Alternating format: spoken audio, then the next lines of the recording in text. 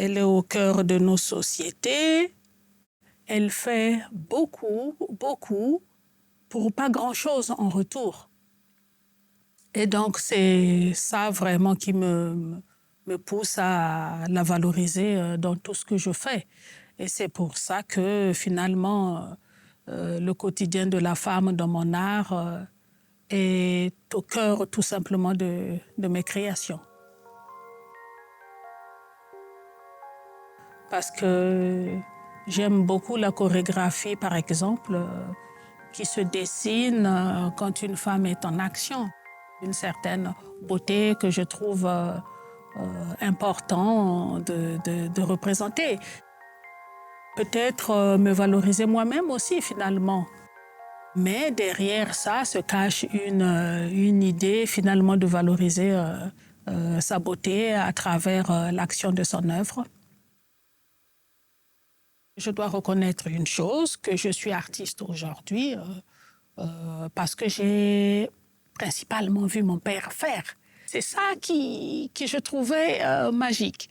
Le voir commencer à faire quelque chose, je vois qu'il est en train de faire quelque chose, je vois qu'il a une idée derrière la tête, mais je ne comprenais pas ce que c'était.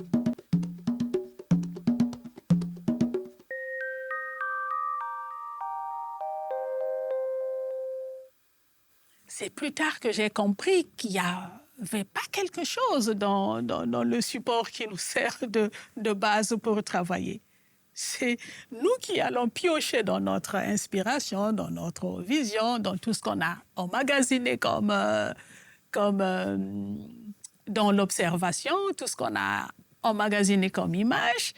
C'est à nous de trouver la formule ou encore le moyen pour faire une transposition. Donc la création, il y a une forme, comment dire, il y a une forme quand même de labeur dans la création.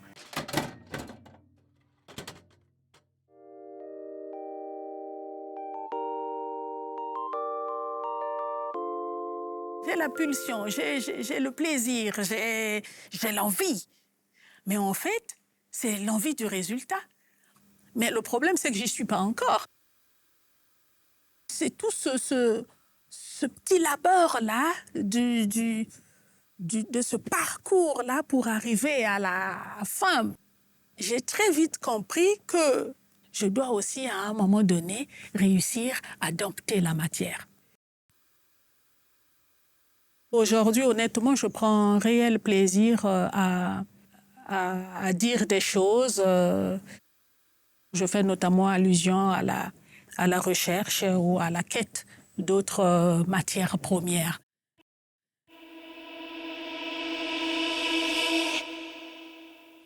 Je suis toujours en quête de matière, finalement, de manière différente et de multiples façons, finalement. Donc, pour moi, la matière, de façon générale, reste un vrai sujet de quête.